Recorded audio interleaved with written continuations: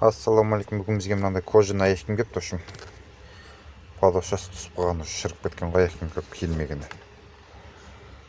Трещина кетіп жатыр. Жоғары жағы бәрі сау, кожасы бәрі идеальный. Мына жақта тура осы. Осыған полный подошва ауыстыратын боламыз.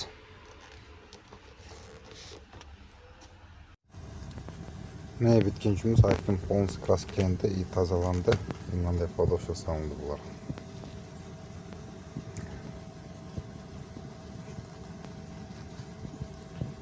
Үст жағы осылай кожаный болса, подошвасын ауыстыруға болады.